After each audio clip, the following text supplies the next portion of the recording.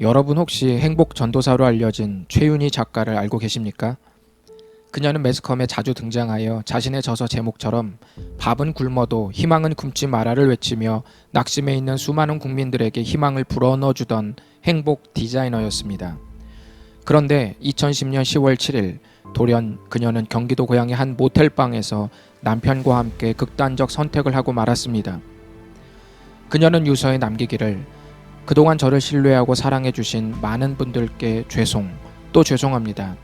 그러나 700가지 통증에 시달려 본 분이라면 저의 마음을 조금은 이해해 주시리라 생각합니다. 생전에 그녀는 루푸스라는 희귀병으로 인해 극심한 고통을 겪고 있었습니다. 어떤 악조건 속에서도 희망을 잃지 말라고 당당히 외치던 사람이었기에 그녀의 죽음은 많은 이들에게 더 큰 충격을 안겨주었습니다. 그녀가 말한 희망은 멈추었지만 여전히 희망은 우리 모두에게 절실히 필요합니다. 시편 31편을 쓴 다윗에게도 말입니다.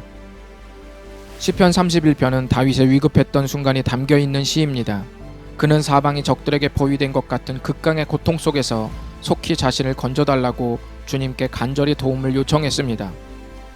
그런데 모든 것을 앗아갈 만큼 위급했던 상황과는 달리 그의 희망은 꺼지지 않은 듯 보입니다.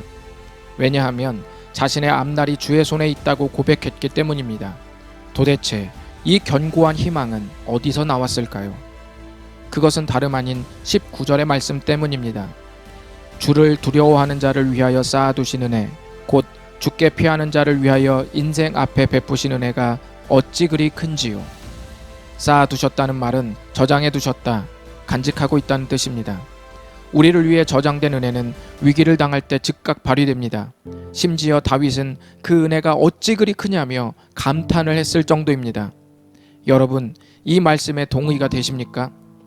여전히 아픈 몸, 여전히 계속되는 갈등, 변화될 기미가 없는 직장생활 속에서 나를 위해 저장된 주님의 은혜가 크다는 말이 도저히 믿겨지지 않습니다. 여러분, 우리가 은혜를 잘 느끼지 못하는 이유는 크게 세 가지입니다. 첫째, 실제로 은혜가 없을 때. 둘째, 은혜로 느낄 만한 극적인 변곡점이 없을 때. 셋째, 은혜가 나의 수준을 초월할 때입니다.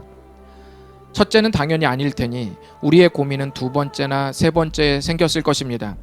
그렇다면 좀 더 자세히 저장된 은혜를 살펴보겠습니다. 20절은 그 은혜를 다음과 같이 말합니다. 주께서 그들을 주의 은밀한 곳에 숨기사 사람의 꾀에서 벗어나게 하시고 비밀이 장막에 감추사 말다툼에서 면하게 하시리이다. 주의 은밀한 곳은 하나님의 강력한 임재를 말합니다. 그 임재가 자기중심적으로 내뱉는 이기적인 말들로부터 우리를 보호하고 소모품처럼 우리를 써먹으며 내 영혼을 갉아먹을 욕망들로부터 우리를 숨기고 감추신다고 하셨습니다. 이 모습은 성경 속 모세의 이야기를 연상케 합니다. 모세가 태어날 때 이스라엘 민족은 이집트에서 노예살이를 하고 있었습니다. 그런데 이집트 왕은 이스라엘 민족이 왕성하게 번성하는 것을 우려한 나머지 새로 태어난 유대인 남자아이를 나일강에 버리라는 잔인한 명령을 내렸습니다. 이 시기에 태어난 아기가 바로 모세였습니다. 명령대로라면 모세는 이미 나일강에 빠져 죽었어야 했습니다. 그러나 그의 부모는 석 달간 아기 모세를 숨겼습니다. 그리고 더 이상 숨길 수 없게 되자 하나님의 섬세한 인도하심 속에 엄마는 나일강가에 방수 처리한 갈대 상자에 아기를 띄워보내고 그 상자를 이집트 왕의 공주가 보게 하셨습니다. 신기하게도 자신을 죽이라고 명령한 그 왕궁에서 공주의 양자가 되어 모세는 안전하게 성장했습니다. 여러분, 이 짤막한 모세의 이야기에 오늘 시편의 은혜가 담겨 있습니다. 시도 때도 없이 우는 아기를 석 달간 숨길 수 있게 하신 은혜, 더 이상 숨길 수 없게 되어 나일강가에 띄웠을 때 이집트 공주의 눈에 제일 처음 발견하게 하신 은혜, 그리고 이스라엘 민족임을 눈치챘음에도 불구하고 공주의 눈에 아기가 사랑스럽도록 만든 은혜, 살해 명령을 내렸던 왕궁이 오히려 피난처가 돼버린 은혜, 이 모든 것이 바로 오늘 시편 31편에서 말한 하나님의 임재로 숨겨지고 감추어진 은혜였습니다. 잊지 말아야 할 사실은 이 모든 은혜가 여전히 위험이 도사리고 있는 현실 속에서 나타났다는 것입니다.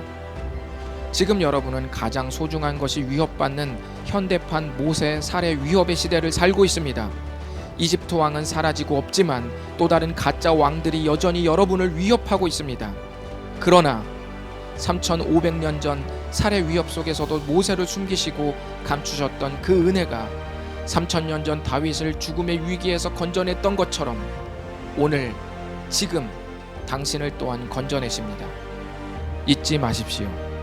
여러분을 향한 은혜는 저장되어 있습니다.